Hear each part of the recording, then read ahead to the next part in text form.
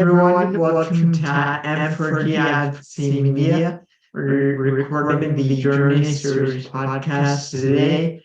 Season 2, this is the last episode of Season 2, episode number 45, and we've got a very special guest here today with us. Oh, by the way, I'm Mark, this is Crystal. I'll forget that part. Today our special guest is Court Schneider, and we'll just go ahead and have a nice conversation. Hi, Court. Hi, thanks for having me. I appreciate being here. Glad to have you. So why don't we start off at the beginning, if you can tell us a bit about your early life and growing up and what that was like. Sure. So I was born with cerebral palsy. So I currently use crutches and struggle with coordination. And I'm originally from Ohio, outside of Columbus, Ohio. So which is the capital of the state, and of course where Ohio State is. So go Buckeyes as we head into the college football playoff for any sports fans out there.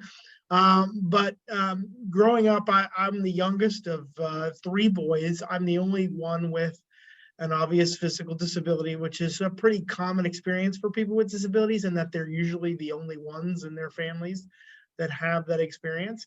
My dad is now a retired construction worker, and my mom worked various jobs as a receptionist, and then there were times that she didn't work. Both my parents were incredibly hardworking, and I was born in 1977. I'm 45 years old, so sort of I was born on the cusp of the disability rights movement, or what I would say is the fruits of the labor of the preceding disability rights movement coming to fruition. The Individuals with Disability Education Act, public law 94-142, had just been passed in 1975. The Rehab Services Act, which has the Section 504, was 1973. And then when I was 13, ADA was passed. Growing up, it's interesting. For most of my life, I didn't really think of myself as a person with a disability, and I really struggled with it. I really wanted to, try to normalize myself and quote unquote be normal, whatever that meant. I guess it was not be disabled, right? And that was the real struggle for me, is that I always wanted to be normal, right? That was my goal. I wanted to fit in. I used to say I didn't have a disability. If you would have told me that I would end up being an advocate for people with disabilities and doing that as a career choice when I was 12 or 13, I would have said you're nuts, because my goal was to be a sports broadcaster. I wanted to be the next Vin Scully or Marty Brennaman, and I didn't want to be disabled. If I was to be true about it, I wanted to be normal. And so a lot of my journey as a kid was just was dealing with that. And it really wasn't until I was in my mid-20s when I had this sort of epiphany of like, wait a minute, I'm buying into all these negative stereotypes about myself, that changed my life. Yeah, well, luckily you came to it early on. I didn't actually come to that till like maybe a year ago. Yeah, well, see, that's where we differ. So I'm more not from birth, but I've had my disability for 24 years now. And so I've definitely seen as some of the things you have, as far as thinking things were in place, or this was going on, or the things were it's just it's hard to see people think those things are available and those things are easy to obtain when they're not. And so it must have also for you, seeing a lot of it, having a very visible disability, I'm sure it's been extremely difficult. Well, it's interesting. It's like, I would say I had a great, I had a good life growing up, and then my parents were amazing, my brothers were amazing, and I got to do amazing things. I ran cross country on crutches. I wrestled in high school. I was a really bad high school wrestler. I spent more time on my back getting pinned by other wrestlers probably than anybody else on the team. I think I went 2-106 in my, my entire wrestling career. I only won a couple matches. And like I said, I ran cross country. What I would say when I reflect back on it, even though I had a good childhood and people that really loved and cared for me and still do, I'm still very close to my family and they're very important to me. What I did not have, and what I think is relevant for, this conversation as it relates to other people with disabilities, is I did not have a mentors who also had disabilities who could teach me how to be disabled. Like an example is I had a great wrestling coach who was also my cross country coach, who convinced me to run. And that was a life-changing experience because I'm still a runner to this day. I do half marathons and 5Ks and I run on crutches, but he wasn't disabled, right? He couldn't tell me, hey, this is the kind of crutch you should use. This is the kind of crutch tips you should use. Hey, this is how people are going to react to you when they see you run with a disability. And this is how you could deal with that. These are some approaches. So when I wrestled, there were people that reacted to me, some, and that was, but there are a lot of people with disabilities that wrestle. Wrestling is actually a pretty inclusive sport at the lower levels. There's a lot of people with disabilities who are blind, who are hearing impaired, who are physically disabled, who also wrestle, like myself. But when I ran across country, when I was doing that, I think we found out there wasn't anybody else in the country that was doing it. And so there wasn't anybody. So when people reacted to me, like they'd never seen, it was like watching somebody walk on the moon. They didn't remember, why is this guy who can walk running, right? It was the ultimate cognitive dissonance for them. And in some ways for me, because I wasn't prepared to, deal with that attention. And what I would say for me, the biggest struggle was I was chasing normalcy, which when I look back on it now is an able-bodied value. I was chasing this able-bodied cultural value that the goal to success is to be as least disabled as possible. And it wasn't until I got into my mid-20s, I was, 27 years old, that I realized the goal actually is to be the best version of yourself. And that has to include your disability because you are disabled and that's a valuable part of who you are. So, that's a big part of my journey. But I think the challenge for me was I had love and support. I had resources. I did well in school, but I could never reach for myself what I thought was normal. And it wasn't until I stepped back and said, wait a minute, why am I chasing this thing that is unobtainable? What is it about that I'm chasing? Why am I chasing this able-bodied notion of what it's okay to be? And I think that for me was the biggest challenge, other than the transportation piece. I mean, when you have an obvious physical disability, I think the biggest challenge growing up, I don't drive because I also have eyes that are not great. And so when you combine the sort of physical disability with the eye thing, it's a sort of could be a deadly combination on the road. And I think the biggest challenge, growing up in sort of a small town in Ohio and then going to even a college town, is that the transportation was not great, and that, I can remember being in college and thinking if I end up being a sports broadcaster in a small town in the middle of nowhere, how am I going to get from point A to point B? And, eventually I decided to go with a different career than what I'm called to. And we can talk about that choice in a while. But I think the transportation thing was always in the back of my mind, in terms of the challenges there. And then I think just trying to fit in and be normal. And I also I didn't handle things very well. I had can be very sarcastic. And we know that having a dark sense of humor about your physical disability is a characteristic that people with disabilities share. It's also can be common among other marginalized groups as well. But I, didn't always use the humor very effectively. And, because I think I was just so sort of when I look back at it, I didn't ever felt like I fit in, even though if you looked at me from the outside and what I was doing, going to college, being a sports broadcaster, playing sports, getting a high school letter, it would appear that I was checking every box that a person with a disability was supposed to check. But it wasn't until I came to peace with what it means for my own identity to be disabled that really changed for me. Yes, I think there's certainly a disconnect on how the world is taught to be normal. And so then our normal families or normal friends, they only know how to treat someone who is normal. They're not taught how to treat somebody with a disability. Therefore, we ourselves don't know how to help other disabled people, aside from our own experiences, right? So that's part of why this platform exists, because that disconnect is definitely there.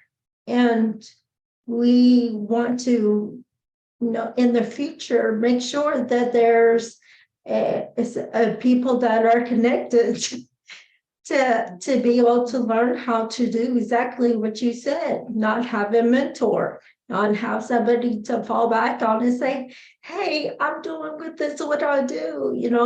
You can go to so many people, that are in the norm, and they just don't know how to really help you because they've never experienced what you're dealing with.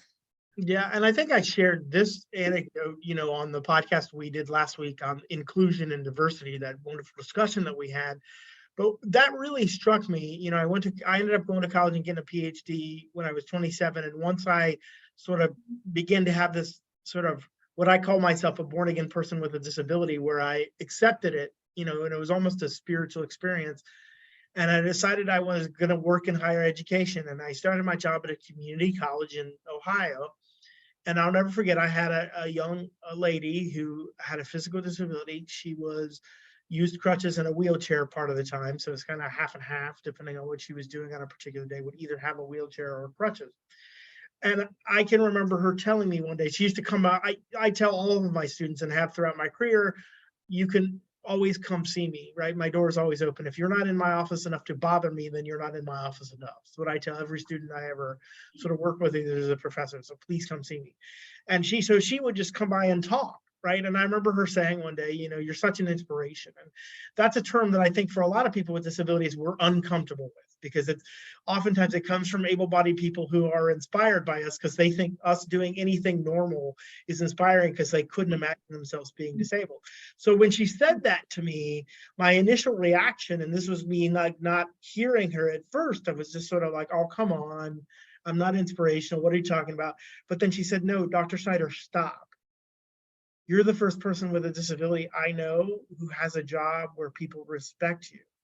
And that struck me. So what I've tried to live since then is I've tried to live with the understanding that I have to be the person I want my students with disabilities to be, because they're watching me, because it's not even just that there aren't enough mentors, but there are people who could mentor and who know how to do it, but they're not given the opportunity.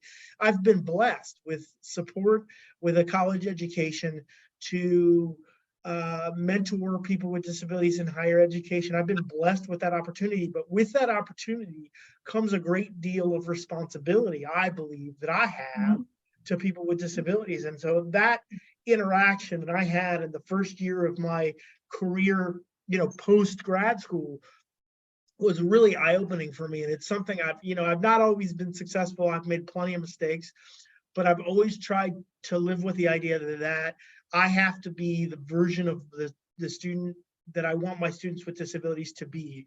I want to teach them to have powerful literacy. I've got to exemplify for them. And just knowing that, and it's happened multiple times in my career where I've had supervisors tell me, like, it's amazing, students are always watching you, in a good way, because there's not many people who look like me on college campuses, right? So when you're a person with a disability, to see somebody in that experience can be amazing. And again, that's not to say that I'm perfect, but because it comes with a great deal of responsibility, right? Like when you might have frustration, particularly in my role, I may have frustrations about something, right, related to my disability, but it may not be appropriate for students to see that, right? Like because they're always Mhm. watching. And you know, I love being a mentor, but as a mentor, I always have to realize that people are watching, and that I can't let my personal battles about something impact. Like right now, I manage an office of disability services at a university that serves 695 students. I have a responsibility to those Oh, 695 students to make sure that I'm being the best version of myself that I can be, and that they're seeing that. Yeah. yeah. But it's also important to let them know that you're human, that you have a disability and you want to put your best foot forward, having a disability and showing that you're just as good as anybody normal, you know. But you also have to show them that you make mistakes and you're going to falter sometimes, and things are going to be difficult for you. And when you were talking about the whole inspiration thing, that's definitely, I totally get that. I've definitely been there. Whereas like people are saying you're an inspiration. I love you for what you're doing. And I think there's a definite difference when somebody in the disability community tells me that. I love it. It's because I know I'm helping them. I'm helping them get through what they need to get through, and that's part of why I wanted to get my counseling license. It also means, that those people are looking to me to. I never want to show that my life is anywhere near perfect. There are definitely things that are wrong in my life. And and I'm sure that you can also talk about that. Yeah, I mean, I think I think that that's the thing. What happens is, in the way that I would frame it is, and in the literature, it's kind of known as the super crip narrative, that we turn people with disabilities into super crips, almost like these who do sort of able-bodied things. And what oftentimes, even though it's well-meaning, it does is it rips people from 3 dimensions into 2 dimensions, right? So it focuses on the disability and it focuses on the inspiration. But the truth is that living with a disability is complex. Like, for example, I've been married for 10 years. I've been with my wife for around 16. And, we've been married for 10 years. And, we have an 8-year-old daughter. And one of the things that we have tried that anger is okay. Like, I tell my wife all the time, it's okay for you to be mad at my disability right now. Like, when we're looking for a house and it has to be on the bus line, which really limits in certain markets, like what good houses you want to live in and good schools. And now you throw in, okay, it's got to be on a bus line because I don't drive. Like, and I would tell my wife, it's okay, and she knows it's okay to be mad at the disability in that moment, right? Like, and that, I think, is the key, and that to me is the humanity of it, is that it's not all darkness, but it's not all light either. And that people with disabilities are 3-dimensional characters, and we are trying to navigate an able-bodied world. Some people call it ableist. I don't call it ableist, because I think ableist has a very specific connotation for me, where it's like there has to be intentionality behind it. But I do think it's an able-bodied world, and that the world basically just isn't built for people with disabilities, and that there's challenges in negotiating that, and that you're not always going to do it perfectly, right? And I think that letting students know that, but that you just got to keep moving forward, right? And it's interesting, my own journey with the inspirational label, I'm to the point now where, like, I don't care what people think, because what I've realized is I can't when I do something, right? When you're a person with a disability, your body becomes like a social artifact. Like, in other words, when you go in public and people see you, they ascribe to you whatever they're going to ascribe to you, because your body is not just yours in that moment. You're part of their discourse. And what I've learned is I can't control how other people feel about it. So if they're inspired, cool. If they're not, cool. If they like me, cool. If they don't, cool. Like, what I'm gonna try to do is treat people with love and respect. And I always operate from a place of love. I think, of my fellow humans, and respect for people. But I can't worry if they see that I'm inspirational or not, because I can't control how they decode my body. I have no control over how they're going to view me once they see my body. And I think I used to get so upset. I wish people didn't feel this way, and like I was getting upset over something that I had like zero control over, right? Like, and so, I mean, it leads to some weird things. My wife and I I ran a race in Disney World this last spring, and my wife and I took my daughter. We went to Disney World for a couple of days, ran a race there, and we went to the swimming pool, and we were swimming, and there was a gentleman there who was down there, and he saw me get in the pool and take my crutches and get in the pool and swim around with my daughter, and he just kept staring at me, and I thought it was so weird. Like, why are you staring at me? I don't know who you are. Why are you looking at me? And then he says to me, he goes, it's just amazing. You're such a good father, because I can't imagine being disabled and getting in and playing with my kid. And it's like, well, that's you. Like, I didn't say anything, because again, I'm not going to start this conversation with him. It's not, when I'm at the pool at Disney World with my daughters, not the moment where I necessarily want to have an educational experience. But it was just so fascinating to me that he was like so blown away that I would do that. But in my mind, like, I wouldn't do anything other than that, right? Like, and my daughter would expect me to get in the pool and swim around with her, and she would splash me in the face, and I would splash her in the face, and all the things that you do, right? So I'm always struck by, even now I get used to it, and then people will say something that just strikes me as like, that was weird, and there was a point in my life where that used to really upset me, and now I just sort of like, that was weird, that was different, right? And that's sort of the place where I'm at, because I realize, like, I can't control how other people feel, but I can control how I respond, right? I can make a choice. Right. I wanted to, if we can, I want to go back to when you were talking about how, you don't exactly agree with the able-bodied versus ableist, or we're ableist, whatever. It's kind of the same thing as what we discussed on diversity versus inclusion. Like, being diverse is an act. Yeah, I mean, it's a fact. It's what it is. Somebody can be diverse and able-bodied. That's a fact. Those are facts. If people normal, they're able-bodied, right? But if the inclusion or ableist is the act, so it's actually like what they do with it, their emotion behind it, and the way they perceive it, and the way they act toward the person with the disability.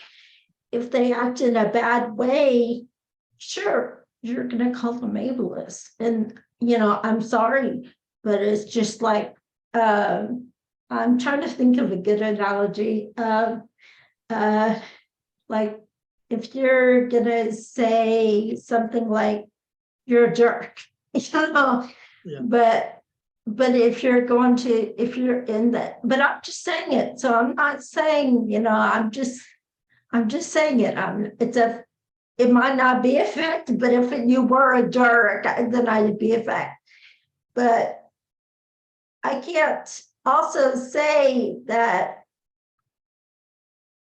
if you're not being a jerk, then you're not being a jerk, and I can't follow up with that. So it depends on other people.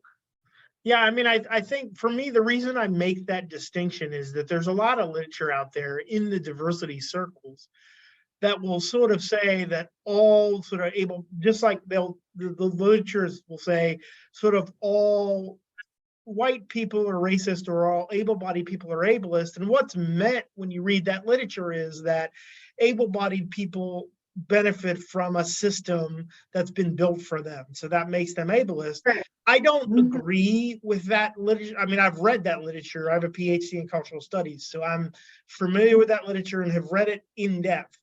I don't agree with it because I do think that someone's intentionality is important. And I always want to make the distinction between, is this thing not just built built for me because you didn't think about me? And some could say that's ableist, or were you intentionally trying to exclude people with disabilities? Right. And I do think Mhm. that if we, and this is me, and I understand that I'm probably in the minority in this distinction, but I do not think that all able-bodied people are ableist. I do think there are a number of able-bodied people I've met in my life who act in an ableist manner, right? Like, I mean, I remember Definitely. I think we're on the same page there, yeah. actually. I mean, I remember being at work at one of the schools that I worked at in my career, and one of my coworkers said, well, the students with disabilities, they're messed up, right? And I was like, stop. Mhm. We need to have a conversation. That's a really ableist thing you said right there. And they were being ableist in that moment, right? Like that's an Right. ableist thing. Like versus Absolutely. I've never thought about this thing because it's never occurred. We could say, because I think that, look, most humans are we're in our own circles. We're dealing with our own lives. We're not spending a bunch of time necessarily thinking about how things affect others. Mhm. And so I think, most people, when it comes to disabilities, it's just not something they think about until it experiences them, right? The number of people that I will run across who will injure their leg and use crutches for a couple of days and be like, oh man, I didn't realize this was this hard. And so for me, I do think that, while I appreciate the groundbreaking work of a lot of scholars who've talked about this, and I recognize that people who are able-bodied benefit from an able-bodied system, but I do think we need to make room and recognize that the world is able-bodied, but the world is not necessarily ableist, right? Because we always need to make that distinction. And we need to tell people, not you're being ableist, but that what I always tell people is you're coming at this from an able-bodied perspective. Because I think when you tell people you're coming at this from an ableist perspective, then it shuts off discourse. Because who wants to be Right. ableist? Like, how do you move them? But if you say, hey, you're thinking about this from an able-bodied perspective. I'll give you an example. One of the colleges that I worked at, they would often, again, when it would snow and be icy in Ohio, they would sweep the stairs, and then the students with disabilities couldn't get in, and they're like, we don't know what to do. And I was like, I have a solution for you. Like, you can just sweep the ramp, and then everyone can get in, and then you could work on the stairs. And they tried to argue with me, and I just said, you're thinking about this from an able-bodied perspective. Take a step back, think about it from a much more fluid notion of ability perspective. And so I try to avoid, again, and I've had people say things to me about my disability that are not great, but I can't control that. I can control how I respond. And I think there's a difference between those individuals and the people who want to do the right thing, but just don't know how. But I do think we need to acknowledge that, look, the world is built by able-bodied people. And so because that's the experience they're shining on how they build things, that's how stuff is going to be constructed, whether that's virtually or in person, or the expectations are how we treat people. And our job is to help them widen that perspective and recognize that ability is really temporary. Again, in the literature, where I do agree is the notion of temporary able-bodied, right? That ableness is a temporary sort of condition, and that ableness is very fluid. Sometimes you're substantially limited, and sometimes you're not, right? And I think having that recognition that just because you are able-bodied at a certain point in your life doesn't mean that you're going to stay there forever. But I think that's the scary part of this conversation for people, is that when we think about ability, people don't realize that, look, it's the one minority group that everyone can join. That everyone can join. That you can start outside that minority group, and a banana peel, a car accident, a traumatic event that changes your psychology can put you right in that group, fighting for things you never envisioned you would be fighting for, right? And I think that's a beautiful, amazing part of the human condition. But it is, I would argue, being disabled is actually more of a part of the human condition than being able-bodied. But that's not the way it's been framed, because the discourse has been created by people who are able-bodied. So they're bringing an able-bodied cultural perspective of independence versus interdependence, right? Like, Right. you know, those kind of things I think is important. So when we think about that, Yeah, this world has not been set up and was not even a conversation. They didn't let us in the conversation to have them. And so the world, the norm, those people don't know how to, you talked about the ramp versus the stairs, you know, they don't know how to think outside that box, because they haven't been taught that. And as a matter of fact, they've always been told, don't listen to them, don't include them in the conversations. And so they don't have that ability as we do to be able to think outside the box when it comes to things like that, you know.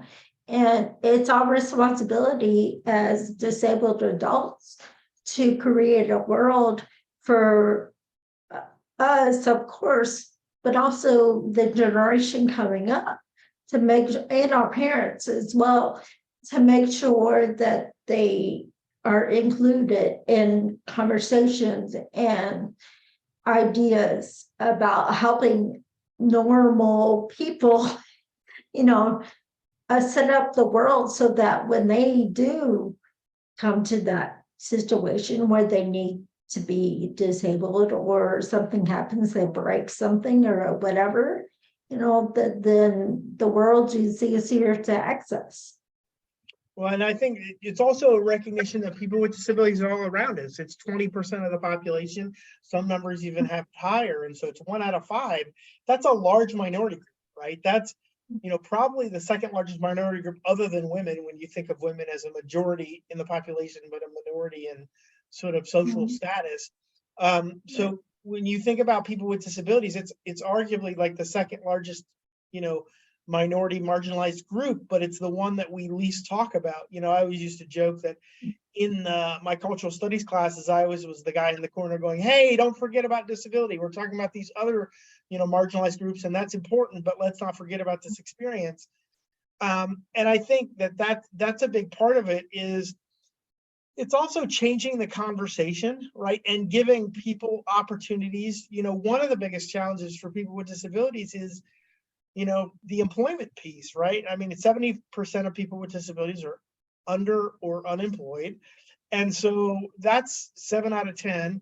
And we need more people with disabilities who want to take part in the workforce to be able to take part in the workforce. And people say, well, what are the big barriers? So there's a lot of them. One, transportation is a big issue for people with physical disabilities. 60% of this country, you have to have a car. And if you don't have a car, it's going to be a really challenge if you can't drive. You know, so when I always see those individuals that will have signs, you'll see them at, you know, Home Depot, Walmart, that say, I'll hire you right now, you know, for $10 if you want to work. Look, here's my question to those people. Would you also make sure they have transportation to get to and from work if there's mass transit that doesn't run in the evening and you're expecting the evening weekend shifts? Because like where I lived, for example, in Springfield, for Ohio for a while, I now live in Virginia, but when I lived in Springfield, Ohio, the bus ran 8 to 5 Monday through Friday. That's it. So if you say you got a job at Walmart or Best Buy or any number of a restaurant, anything, right? And you needed to work a weekend shift, how are you getting there? Because the bus isn't running. There's not a small town, there's not a taxi cab, right? So transportation's an issue. The other big issue is, I argue there needs to be a rethinking of our social welfare state in order to qualify. Healthcare is a huge issue, and people Absolutely. don't think about this. I had Social Security, disability, and Medicare for a while. I don't now because I work full time and my employer provides my health insurance. But you know, but a lot of people again are not as privileged as I am. And the challenge that we have is that people always say, well, you know, people are addicted to the, you know, to their benefits and they should give up their benefits. Here's the thing, for me, it was never about the money, because the money for like SSI and SSDI isn't a lot.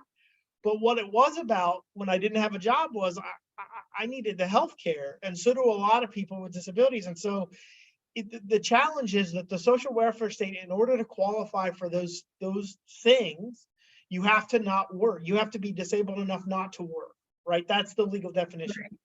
It's a physical or, and so by framing people with disabilities within the social welfare state as unable to work in order to qualify for this healthcare benefit, which they need, it now means that people with disabilities can't work if they need the healthcare because they're not going to get it through the private system. Now, Obamacare, the Affordable Care Act, has done some to get rid of, you know, some of the pre-existing conditions and some of the challenges, but it hasn't fixed it all. And you know, when you talk about, it would be if we could find a way to provide people with benefits without attaching the inability to work to it, then we could include more people, because you have to make a choice as a person with a disability. Do I take this $9 an hour job at Walmart or Best Buy or a restaurant, a $5 that might go away and risk losing my benefits that took me 6 months to get? Or do I just stay on my benefits? And that is, until we think about that in terms of how the social welfare, you know, state operates, I think it's going to be a challenging experience. And we don't think about that. We just tell people, go get a job. Well, okay, what's the transportation?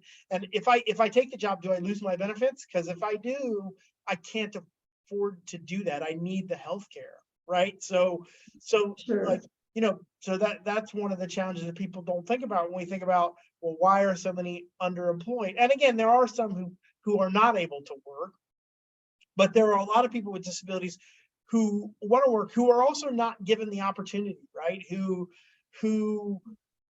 if they walked into a job and said they had a disability, would be less likely to be hired. That's just a fact.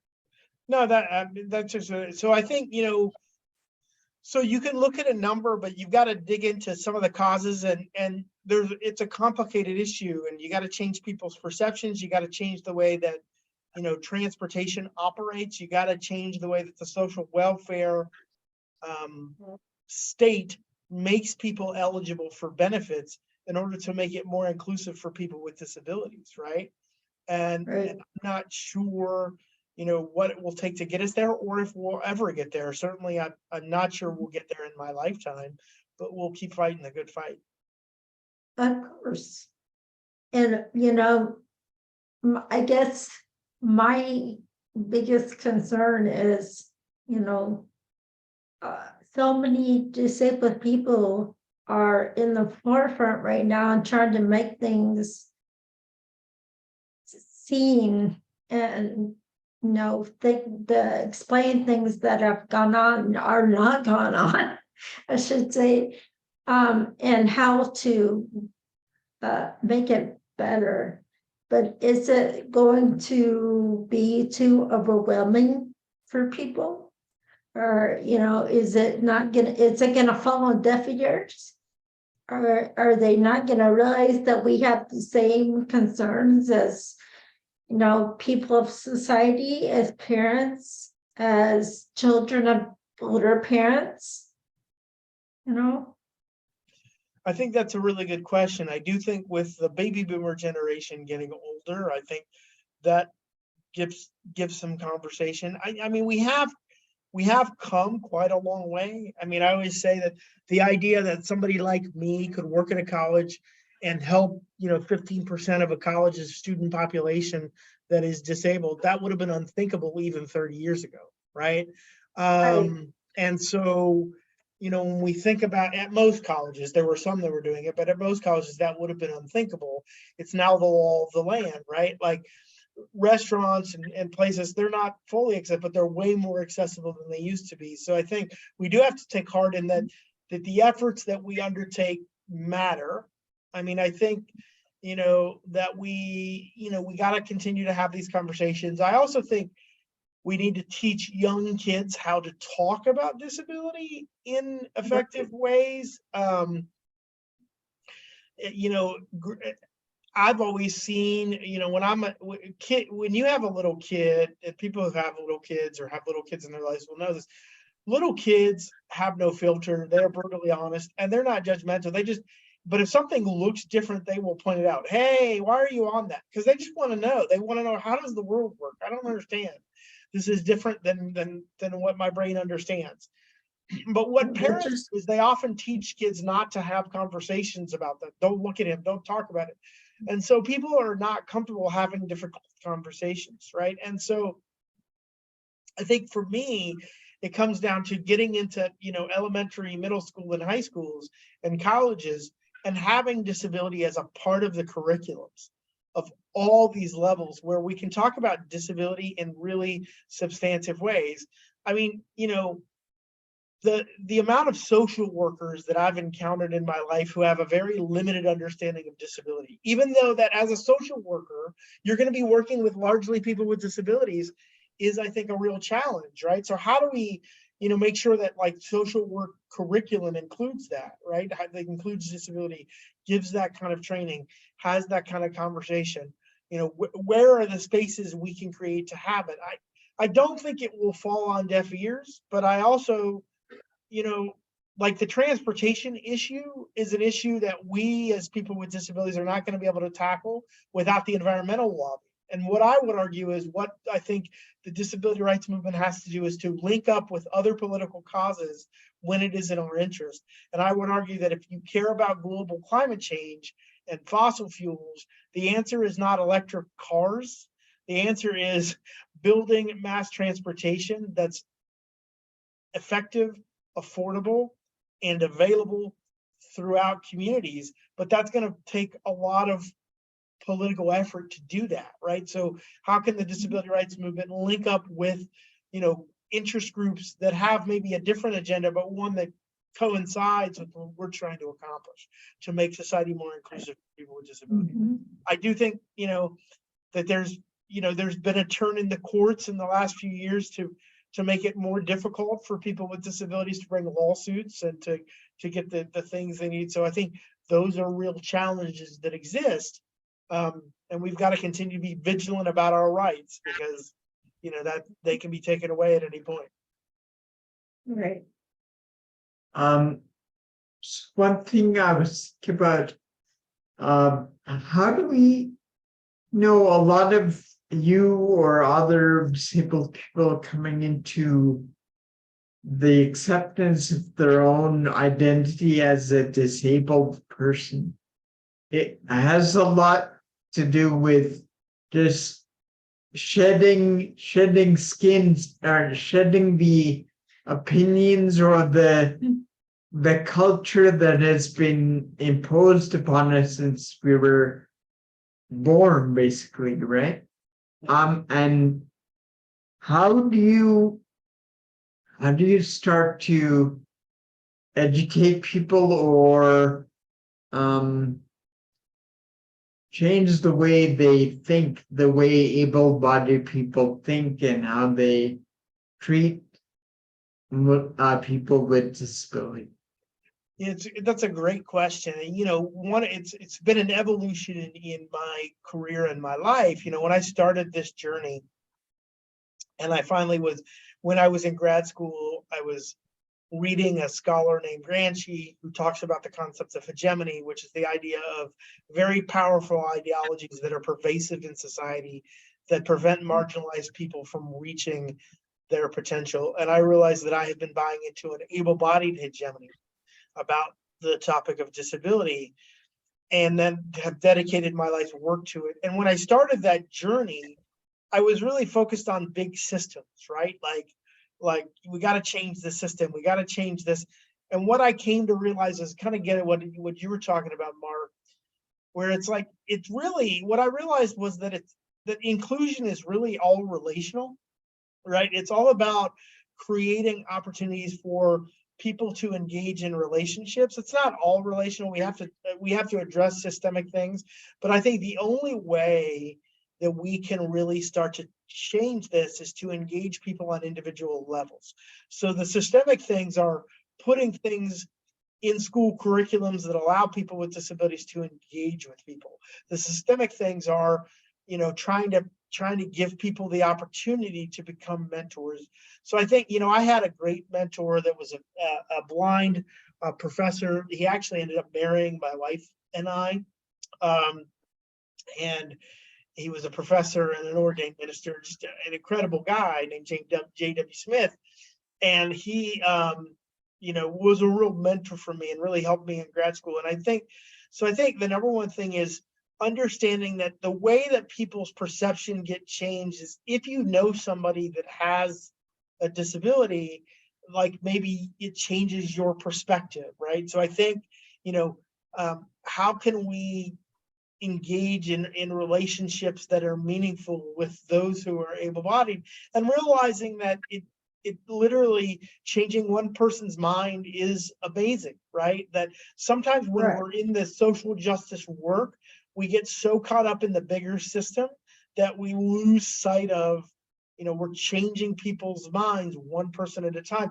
And that person, if they're in the right position, right, can make a difference. One of the things that I'm really excited about, I work at the University of Richmond. One of the things that I'm really excited about is that I'm teaching a course in the spring of 2023. So in January, I'll start to teach this course called The Rise of the Crips. And it's literally about the history of disability rights in the United States, right? And the history of identity. So the idea is I'm going to teach this to first-year freshmen. And they're going to get this course, and maybe one of them becomes a business leader who hires people with disabilities, right? Like maybe one of them sees it differently, right? And so the idea to create space, but I'm lucky in that I was in a system that allowed me to create a course. They allowed me to design a course, right? This program we have called First Year Seminar allows professors to design courses around certain topics. And I said, I would love to teach a class about the history of disability rights and identity in the latter half of the 20th century to first year freshmen. And they said, go for it. And so again, I've been very privileged, but those are things that need to happen. Like, how do we get into elementary schools? How do we create spaces where adults like you can go mentor junior high and high school kids to say, hey, did you know, look at what we're doing here. We are creating a podcast company talking about these things, right? We're doing all these things. So how can we create spaces where people can build relationships? I think for me is really where I see inclusion as a constantly relational endeavor about trying to form relationships with people and seeing it as, I always tell people that my job as the director of disability services at the University of Richmond is, or any place I've worked, I want to help people with disabilities manage their relationship to the institution, and I want to help the institution manage its relationship to people with disabilities, right? And so that relationship goes both ways, right? And I think that's what we have to see is our job as people with disabilities is to manage our disability versus society, but to help society manage its relationship to us, right? And see it with respect, right? And I think that, that's, the things that we try to do. Absolutely. It's so amazing to talk to other disabled people. That was the whole the idea behind Journeys, and under the surface as well, was there's a disconnection. And we have to start having conversations with other disabled people to find out the underlying issues. And then hopefully those conversations are being heard by the able-bodied community as well.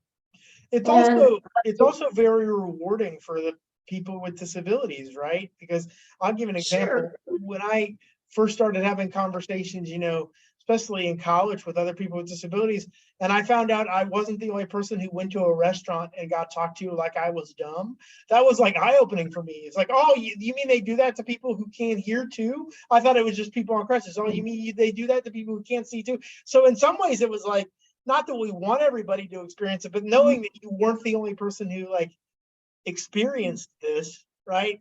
That can be at least bolstering. There's bolstering in community, right? And I think what you guys are doing here is using the technology of the internet and podcasting to create a community of people with disabilities is really powerful, because it has to start with community, right? And I think that's important. yeah, very. And we obviously there's other, things out there where people are doing the same thing. And at some point we hope to connect with them and or whatever happens. But it's so awesome. But what I was saying earlier, so people can either pay attention and do something about it, and keep living in the past that wasn't working, and people were being excluded, or they can say, hey, I have this resource, I have this going on, and I can fix this. And so we've talked specifically about there being people that want to come in and fix the individual disability. Don't do that. That's not what I'm saying. But fix the infrastructure, fix the stuff that's supposed to already be in place. Yeah. Well, I think that's really powerful. I always say, I'm not broke. I don't need to be fixed. I don't need to be able-bodied, right? And, when I think about, I'm not broke, what I do need is I need, transportation systems. I need to be treated with respect, and so do others. One of the things I've always told, friends that are spiritual of mine or have certain religious beliefs who want to pray for me to be healed, I will say, don't pray for me to be healed. Pray for that individual with dyslexia that has a learning disability, that they can find value in their intelligence and what they can learn. Pray that that individual who, has a chronic health condition can afford their medications. Pray that the person who is struggling with, their identity can find meaning. This is a very scary stat. As of that people with disabilities are twice as likely to contemplate suicide as those that don't have disabilities, right? And the great scholar Carol Gill puts it this way: oppression, discrimination leads to depression. It's not because we're disabled, but being discriminated against, living in that world where you never feel like you fit in, can be taxing on someone's identity. So I think we need to continue to fight the battle of making people feel like they're valuable, and creating spaces within all kinds of institutions where people feel included. I always tell students that when you come into my office, you can be as disabled as you need to be in my space, because so much of our life is trying to pass or trying to hide it a little bit or navigate the able-bodied world. In my space, you can do that if you want. It's your choice, but you can also be as disabled as you need to, right? You can be as you don't have to hide your disability, or you can deal with it. So, those are the challenges I think that we face, is creating that space where people can be their true authentic selves without having to give up their disability.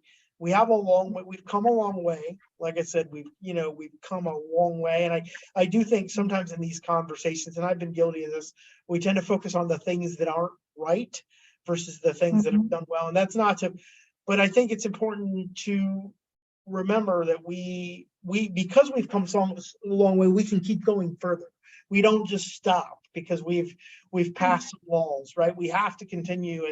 the notion of what it means to be inclusive is continually evolving, and we've got to continue to fight the good fight and realize that, in my lifetime, we're not going to get where we need to be, but in my lifetime, we're going to keep fighting the fight. And that's okay. That's what it means to be human, right? In that, that's a great point. In that light of looking at the positive as opposed to what's wrong, and what is in place in your mind that it's like, as far as the ADA goes or any other system that's in place right now, what is good and just needs to be improved a little bit to make it great? Well, I mean, I think the ADA has been, I would argue, it's been the most transformative law passed in the last 40, 50 years, really, since the Civil Rights Bill of the Voting Rights Act and the Civil Rights Bills of the 1960s, because it's transformed, it's transformed buildings, it's transformed access, right? I mean, buses are now accessible, buildings are now accessible that never would have been without that law. People with disabilities have opportunities in education and higher education that they never would have had. It is, I would argue, been one of the greatest success stories of the latter half of the 20th century was the passing and implementation of that bill, because it's just opened up opportunities. I mean, again, every college now has to have somebody in my role with that make sure that college students, for example, have access to higher education. And now the national average of people with disabilities in higher education is 20%. That's amazing, right? That's incredible, right?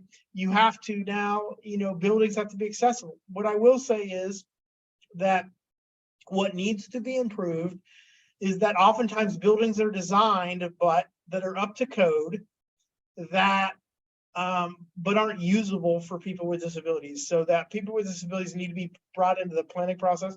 I'll never forget, at one of the schools I worked at, for example, one of the main classroom buildings had this, it was a classroom building where you walked into the top and then you walked down into the auditorium. It was like auditorium seating. You walked down into the classroom. So you entered at the top and you walked down, and then there was an outside entrance. They had stairs, but they had a wonderful ramp that was on one side. So if you're in a wheelchair, it's great. Except when they put the IT, the computer technology that made the classroom run, they built it and they put it right next to where the ramp was. So that even though there was a ramp, you couldn't actually use it because they had put this big computer docking station there. So like a person with disability couldn't fit through. And so when I remember being in that room, and the president and everybody was there of the college. And this isn't where I was. This isn't the University of Richmond. This is a different school I was at. Right. And they were talking about how, like this, I said, and I was talking about inclusive design, and I said, this ramp is up to code. And then everybody was like, yeah. I said, except it's not usable. Let me show you how it's not usable, right? And so that's an example of where we have the design structures in place, but, oftentimes people don't think about it. Like, for example, with touchscreen technology in public places now, the reach range has to be 36 inches, right, by code. But if you look at a lot of reach range places, they're not actually like up to code. So I think, we've got the structure in place. I think that one of the challenge is that people with disabilities aren't included. I do think that there's been a turn in the court system to make it harder for people to bring lawsuits that create access for people. And I don't think that that's necessarily a good thing. So I think we have to be vigilant about those rights, because that's how the ADA works, is basically you have to do it, but you don't have to do it until somebody files a complaint, basically. And so that ability to file a complaint is an important mechanism that, we have to be vigilant about that.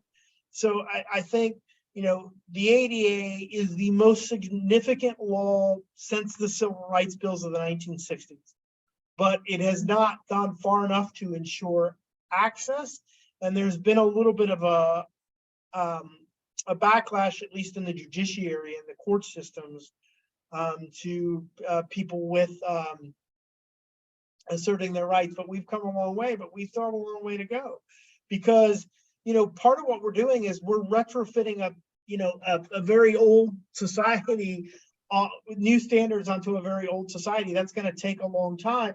And it can only be done by including the voices of people with disabilities, which still far too often does not happen, right? That there are not people with disabilities at the tables with architects, with designers, even people that don't, there's not people with disabilities in the rooms where these things get created. And so then you're retrofitting on something that's already built, right? Whereas if I had been in the room when this particular school had put the site, I would say, don't put it on the other side of the room and we're good. Like literally, can you just do this thing, right? Again, the understanding that people who are well-meaning are coming at things from an able-bodied perspective, and that may be the only perspective that they have. And so, And always their fault. yeah, and so, but we have to make sure that people with disabilities are genuinely part of these conversations, right? And that we avoid tokenism, but they're genuinely in the room when these conversations are being had, right? Nothing about us without us, right? And I think that has to become a mantra.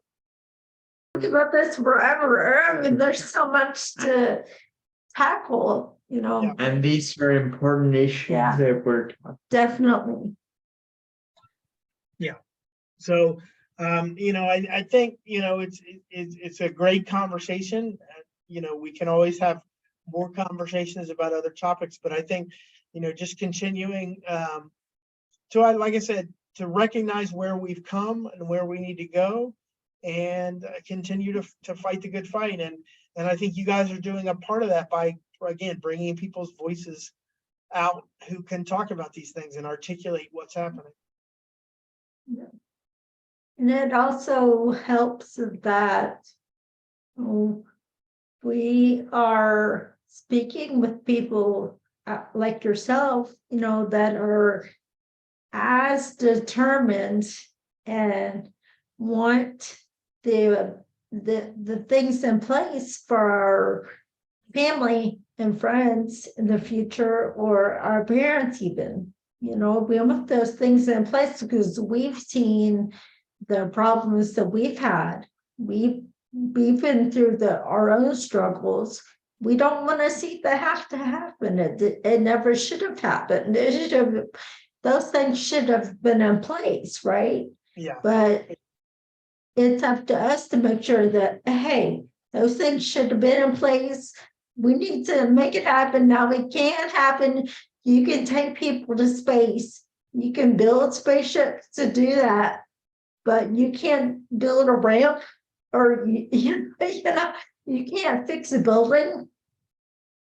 Yeah, and the question becomes, how do we get people to prioritize the political needs of those with disabilities? And that's where I do think building political alliances with like the environmental community around issues of transportation, and building alliances with social workers and addictions counselors around disability, trauma, and addiction, right? So as states and as the national level is looking for a way to combat the opioid epidemic, especially in various states, and it's forming alliances with those political groups so that people with disabilities have more political power, right? Right. And I think that's always the thing, is how can we get more voices? The more voices you have, the better, right? And I think that's an important thing. There's a meme going around social media that I like, and I'll probably end on this, that I think summarizes that. And it's like, you should join a union because it's unlikely that your boss is going to be visited by three spirits that's going to cause them to be so scared they're going to pay you more money. So you should join a union. And I think when I think about that, right, that how can people with disabilities, the point of a union, right, the point of a trade union is to give workers voice, right, is to give workers collective bargaining power by bringing the needs of multiple workers together, right? And I think people with disabilities, we've got to do that in this continuing struggle, is how can we get more allies on our side and what political causes align with ours to give us more voices so that we have more power in these rooms when these kind of decisions are made about what do we spend money on? Are we going to build spaceships? Are we going to retrofit society? What are we going to do? What does that look like? And that kind of power only comes from collectivization, right? And that's the point of unions. It's how do we collectivize the voices and so that we have political power. And it's a fine line because you don't want to make it feel like you're making demand or anything. We're not saying don't build spaceships, don't go to the moon, don't go to Mars. We're saying do things to make Earth habitable for people with disabilities as well. Yeah.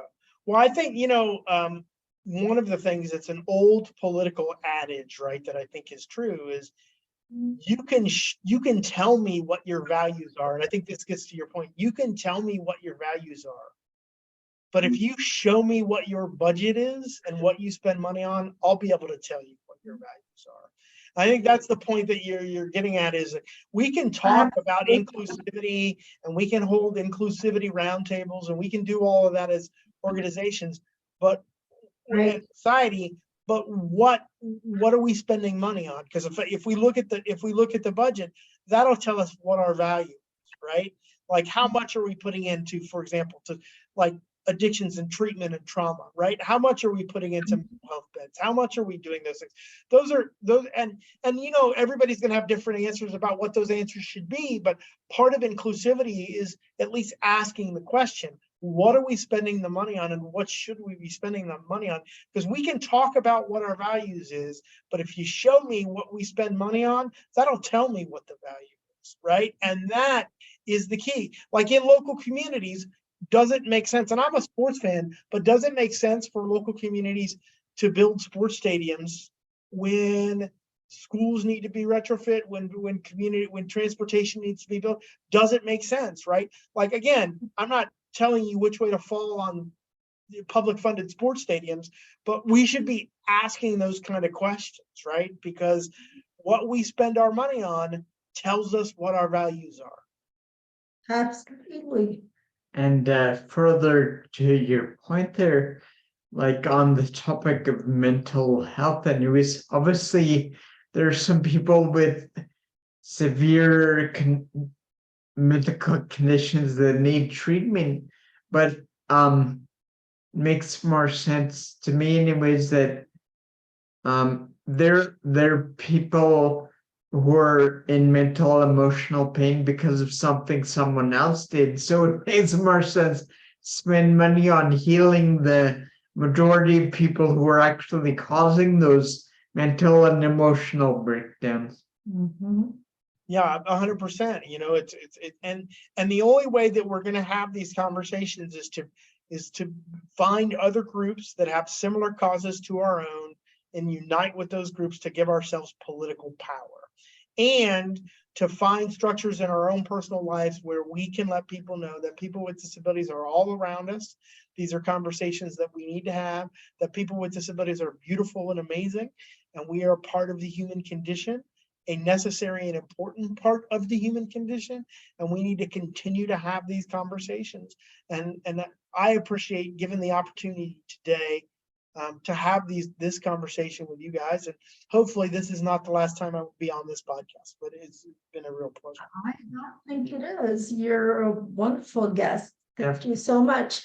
And I appreciate too that you were able to sometimes come to a situation where I can't think of the right words or whatever. A little while ago, I tried to explain something, and that's really cool when somebody else disabled notices that and tries to come back and say, I think this is what you were trying to say. And it helps me on. I love it so much when people do that. I appreciate that. Awesome. I appreciate it as well. And again, thank you for the opportunity. Actually, one more thing I wanted to get your opinion on. So we talked about disabled people not seeing every able-bodied person as ableist, and just now you mentioned how we have to ally ourselves with other like-minded organizations and go after some political power so we can affect the people who make decisions. But how do we as a community avoid becoming like the people we're trying to defend ourselves against? That's a great question. I think the biggest thing is we have to listen to people's stories. We have to continue to understand that not all people with disabilities are the same. I always say that I'm an expert on my disability as it relates to me. And that's about all I can say, right?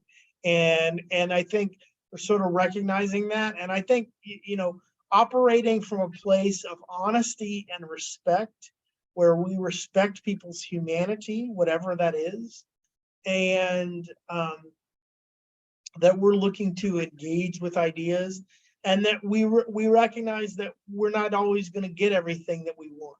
I think that's the other thing, is that recognizing that progress is going to be incremental, and that we have to not, for example, as people with physical disabilities, ignore the experience of those individuals who have invisible disabilities, which is just profound and just as important, right? And so to continue, I think, to check ourselves and be honest about, where we're coming up short, to recognize we don't have all the answers. And the only way that this changes is that we listen to the stories of people that we bring to the table. Okay. Well, my laptop battery is about to die. So it's One of the things he's waiting for is a new adapter and battery. Actually, I think it was what just came today, so that'll be cool. But it was certainly great to talk to you, Cord, and it's always great to talk to people like you with a vast amount of knowledge and passion for the disabled community. And I was also going to add, that's part of what we're trying to, help happen for people to, under the surface, is people to recognize the different emotions and different ways they're how it makes when they're treated a certain way, and that, so that they can better themselves as a disabled person. They can be able to identify those different things and not be that same way, not reflect what how they've been treated, so that they can have those meaningful conversations and build relationships, with people in the past or in the future, and have a good internal understanding of those things. Well, I think that's tremendous, and you guys keep up the good work. And again, thanks for this opportunity. Thank you, Cord. Thank you. Have a good afternoon. Yep. Bye. Bye.